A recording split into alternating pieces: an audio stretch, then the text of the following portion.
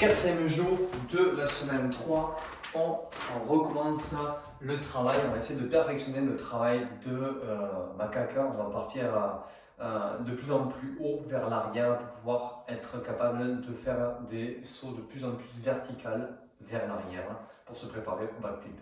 On va faire un petit échauffement comme d'habitude, on va finir avec des étirements comme d'habitude. On commence avec 30 jumping jacks.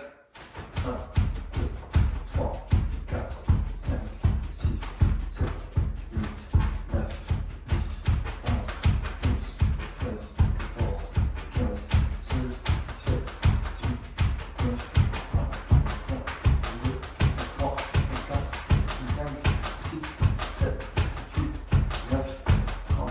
Montée de genoux. 1, 2, 3, 4, 5, 6, 7, 8, 9, 10, 11, 12, 13, 14, 15, 16, 17, 18, 19, 20, 21, 22, 23, 24, 25, 26, 27, 28, 29, 30. Relâche.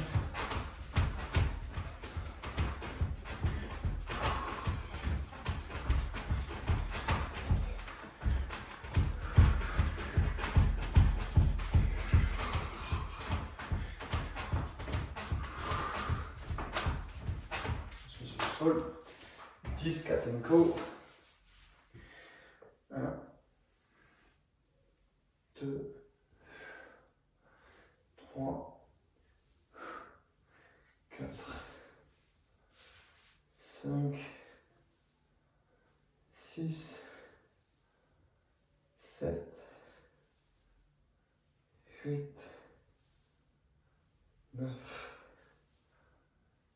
et 10. On essaie de face à moi, ici, les poignets vers l'avant, on enroule 20 fois, 3, 4, 5, 6, les mains ouvertes ou les poings fermés. Regardez ce dont vous avez besoin pour être à l'aise sur les rotations. Encore 5, 4, 3, 2, 1, dans l'autre sens, 1, 2, 3. Préparez bien votre mobilité articulaire au niveau des poignets. C'est important d'être à l'aise sur cette souplesse-là. On a énormément besoin pour la suite. On enchaîne 20 secondes en chine tête en haut. Tac. On soulève la cage thoracique. On presse dans les avant-bras. Dans les mains, je veux dire. On repousse les épaules loin du sol.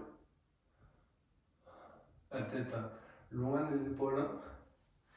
On bascule son bassin en rétroversion pour ouvrir la cage thoracique davantage. Et on enchaîne directement en chine tête en bas.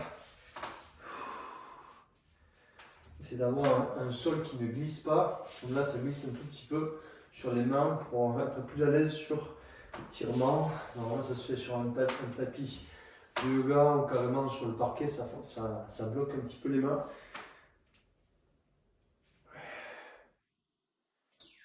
On laisse au genou et on enchaîne 10 cercles vers l'avant.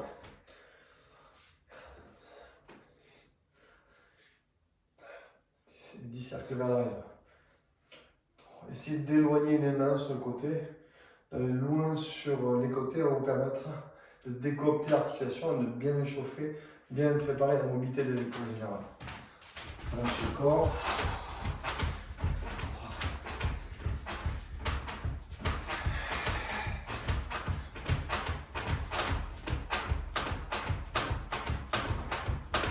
Et voilà, et on est parti pour notre petite leçon du jour, le macaca. Rappelez-vous, on avait fait sur une main, on avait fait un tour pour commencer, puis après on avait fait un quart de tour, à chaque fois pour se déplacer, puis après on avait fait le demi-tour complet.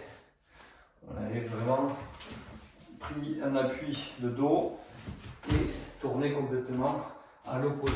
Maintenant, notre recherche est de sauter un peu plus haut directement en contractant fort la sangle abdominale et en allant chercher avec le bras l'œil opposé. D'accord? Attention de ne pas se percuter l'œil.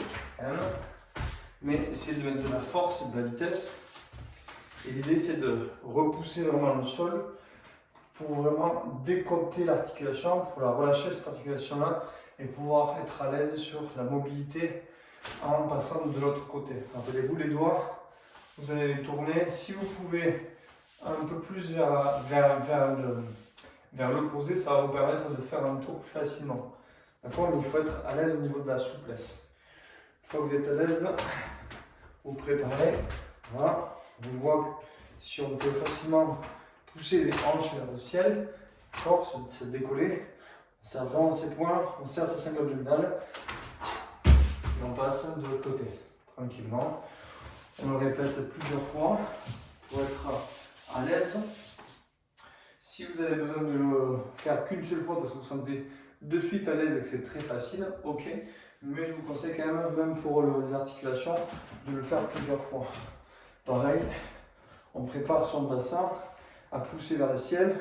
On ne reste pas écrasé ici. On soulève vraiment loin les muscles dorsaux de la main. On protège son articulation en mettant de l'espace. On prépare son poing qui va arriver en diagonale parce qu'on va partir en diagonale. Une fois qu'on sent qu'on met de la force, de la vitesse, on bascule sur l'autre côté. Une fois qu'on a fait ça, l'idée c'est de s'amuser à monter plus haut, d'aller chercher plus de hauteur. Tant que vous n'avez pas réussi le premier step, où on fait juste un premier appui, vous cherchez à améliorer la posture. Une fois que vous êtes à l'aise, vous cherchez à monter un tout petit peu plus en intensité, en montant au-dessus de l'épaule. D'accord? L'idée, c'est d'aller au-dessus de l'épaule sur votre saut. Une fois qu'on est prêt, on est un peu plus tonique, un peu plus agressif, et on commence à être plus à l'aise, et on voit que mes pieds commencent à monter de plus en plus haut.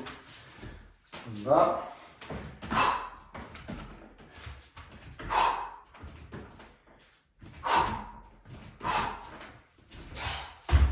Ok. Je vous rappelle, premier, mettez un peu plus de force, d'agressivité avec le centre du corps. Passez d'un côté et de l'autre en mettant de la hauteur, en poussant de la main, en tournant les doigts, en préparant son épaule, en mettant de l'espace dans l'épaule. Okay, en utilisant le bras opposé, tonique, pour pouvoir se projeter vers l'arrière, d'accord, et faire un travail de saut latéral. Une fois qu'on a compris ça, vous allez sentir progressivement qu'il y a un côté qui est plus fort que l'autre. Okay, vous allez sentir qu'il y a un côté où vous êtes plus à l'aise, et c'est là où il va falloir décider sur quel côté vous allez plus travailler pour pouvoir en fait vous amuser à aller passer tous les steps de façon plus confiante, que ce soit un peu plus facile. Mais moi j'ai fait le choix de travailler les deux côtés parce que j'ai envie d'être ambidextre sur ces exercices-là pour être à l'aise au niveau mobilité articulaire avec les poignets, les coudes, les épaules. Donc je travaille sur les deux côtés. Et bien sûr qu'il y a un côté où je suis plus à l'aise qu'un autre. Et j'essaie d'équilibrer tout ça. Donc faites au mieux. Troisième step, on a dit premier step, on passe à 90 degrés. Deuxième step, on essaie de monter au-dessus de l'épaule. Troisième step, au lieu d'aller en diagonale avec le poing, on va aller tout droit et on va essayer de faire un saut qui va être vertical, d'accord, le plus vertical possible. Moi, je ne sais pas si en place ça passe, normalement oui. Moi, je les sauts, je les fais dans l'autre sens. On va voir. Ok. Prépare. La tête, elle va partir vers l'arrière. Elle ne va plus partir sur le côté, elle va partir vers l'arrière. Et là, je commence à faire quelque chose qui ressemble de plus en plus à un saut périlleux. Parce que je viens de faire une projection qui est plus verticale. On va.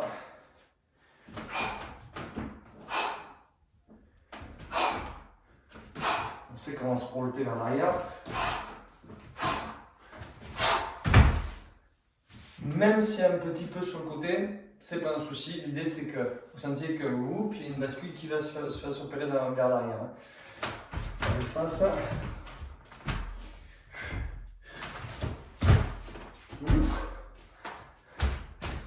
Et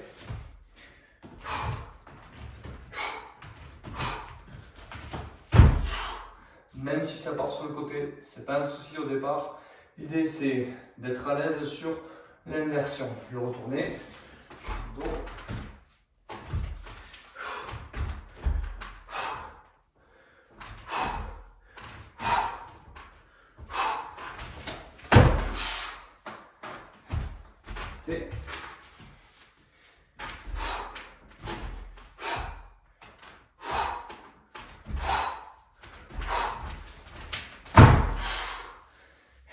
Yes. Et tout doucement, vous essayez de faire un saut de plus en plus vertical pour essayer de travailler votre backflip, d'avoir vraiment la sensation d'avoir la tête qui part vers l'arrière pour être de plus en plus confiant parce que dès qu'on va mettre les mains devant, dès qu'on va se mettre un peu plus en demi-squat ou debout, ça va commencer à être un peu plus compliqué de passer les backflips. Moi j'y suis déjà passé et je sais que là je commence à bien apprécier de revenir faire les fondamentaux avec vous pour pouvoir être plus à l'aise sur le backflip. Je vous garantis que ce n'est pas une certitude d'y arriver jusqu'au bout avec les bouts d'entraînement et se dire bah, c'est les backflips, c'est passé. Non, il y a de la préparation, il faut préparer mentalement, son corps, techniquement, il y a plein de choses à faire. Et si on veut le faire de façon sécuritaire, pas se blesser, il faut le faire pas à pas, tranquillement, avec le temps. On s'en fout que ça prenne 4 semaines, 6, 8, 12, 24, ça n'a pas d'importance. L'idée c'est de se faire plaisir, se préparer, s'amuser avec son corps. Maintenant on s'étire tranquillement, pied droit devant.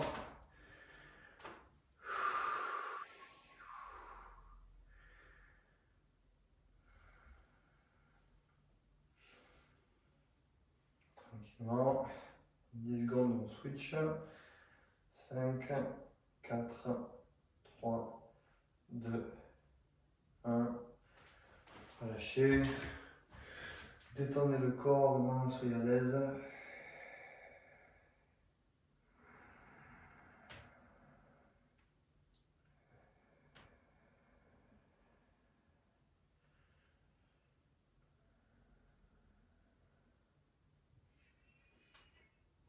Genou au sol, bras droit.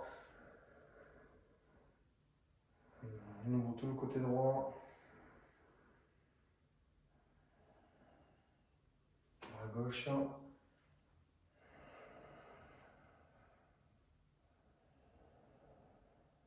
Pousse un petit peu l'ange sur le côté. Et tranquillement avec les poignets vers l'intérieur. Vous comprenez pourquoi c'est important. La souplesse des poignets, on vient appuyer un peu plus, on met plus de pression dans le sol. On vient tirer les poignets, on tourne vers soi complètement. Pareil, au lieu de rester écrasé, on essaie de se soulever un petit peu, de mettre de la distance pour essayer d'aller chercher plus de mobilité dans l'épaule, dans les poignets. On relâche de côté.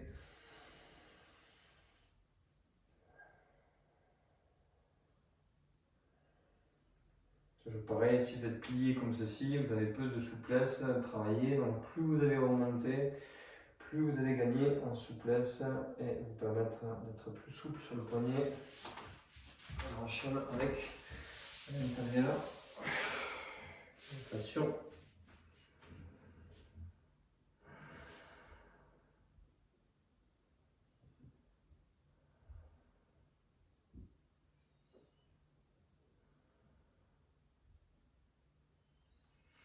L'autre côté, tranquillement.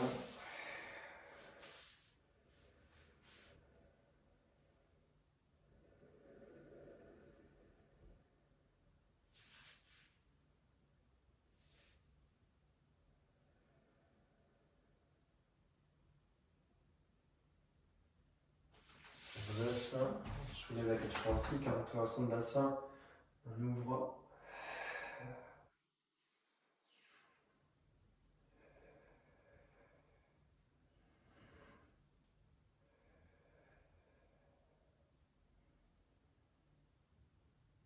Et on finit.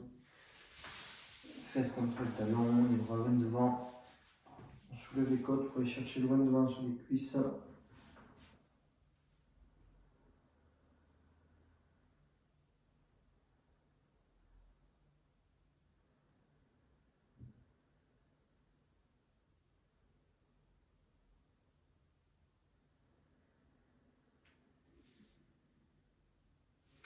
Et félicitations pour votre jour 4 de la semaine 3. On se rapproche pas à pas de tous les explicatifs. Backflip.